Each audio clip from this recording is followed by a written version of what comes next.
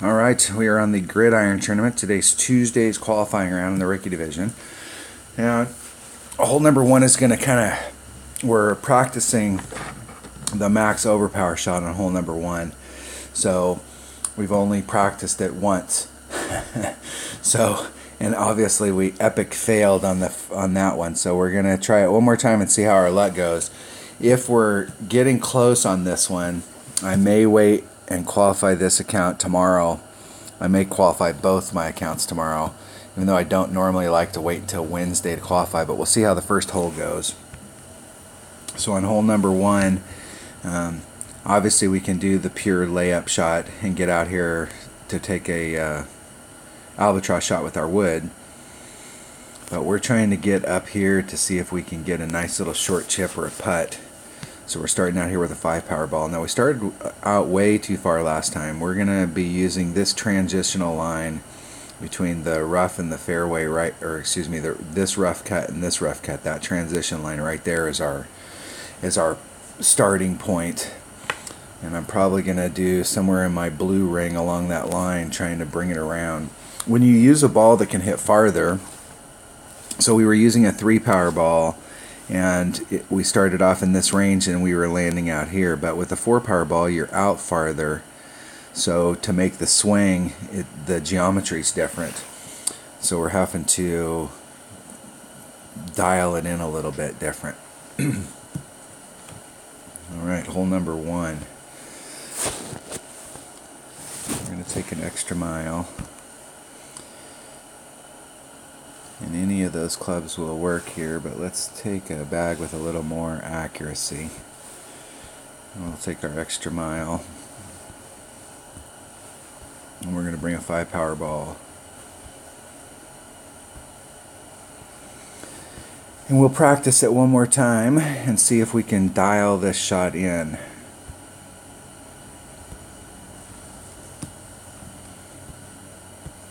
Hole number one. And that's the whole deal about these qualifying rounds. You know, we have 3 qualifying rounds that you can do. You start using some of them, at least the first one, as a practice round so you can get familiar with the holes, get a game plan. Usually my first goal on every hole is to try and establish what I'm going to do for the drive. And so that's what I'm working on. You know, I want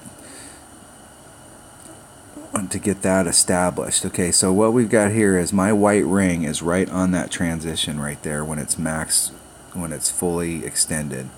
So there's one set of rings, and that's about right. So we're going to take the wind out because we want to get rid of that variable so that we can see if we're in the right area.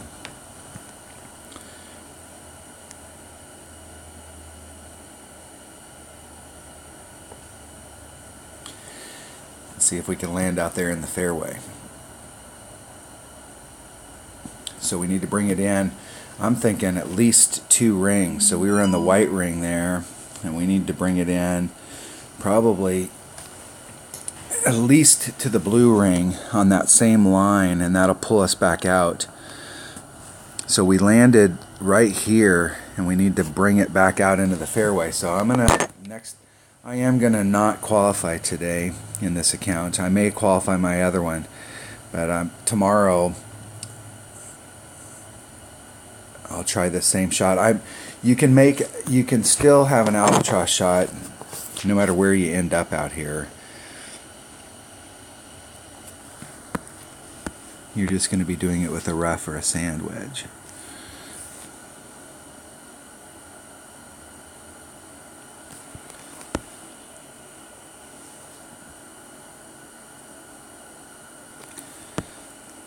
Okay, we're 5 per. So we're 2 per ring, so that's a 2.5 ring pull.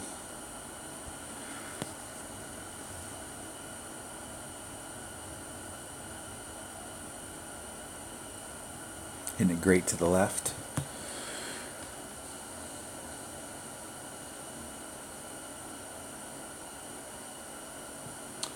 A little bit more, that might have went in the hole. That was my albatross shot. I think if I would have made albatross there, I definitely would have qualified today. But we need to dial that shot in. We need to take however much time it takes to dial that shot in, because if we can have that shot in our bag and on this hole we can end up here with a chip in for albatross, that's going to be a game changer on the weekend round. So it's worth trying to explore to find that shot. So if you're practicing that same shot you saw where I put my white ring, I would bring it in 2 rings from where I had it. And we're going to be, number one, we're going to be in the fairway. Now it'll be starting to dial it in a little bit more so that we can get past the peninsula down there at the end. And just in case something good happens, let's not qualify. It's okay.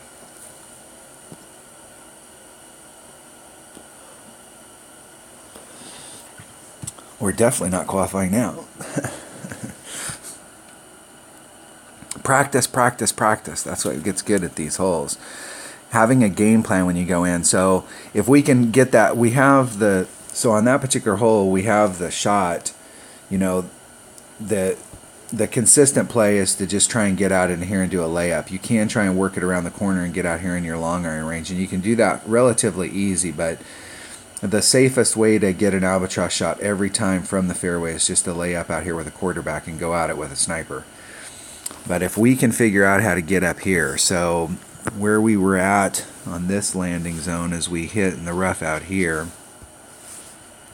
we started off with our white ring along this line, so we're going to move it in 2 rings and try and pull ourselves back out here into the fairway. So if we can land in this fairway patch, then our next obstacle will be in its roll down the field is to get past this peninsula. And we may be just at the right spot that it'll hop over that peninsula, but we may end up getting caught in it.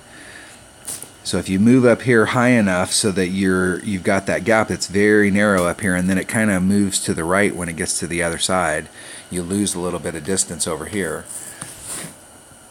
So we have one more shot to try and dial this in, to try and get that ball to come up here, and our goal is to get on the other side of this peninsula. Anything over here is a short iron range.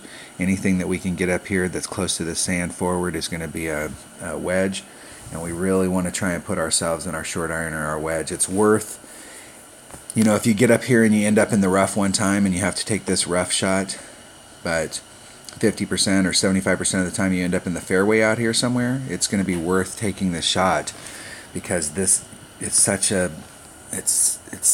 so much better of a shot at albatross. All right, that was hole number 1 of the Gridiron tournament in Tuesday's qualifying round. Thanks for watching.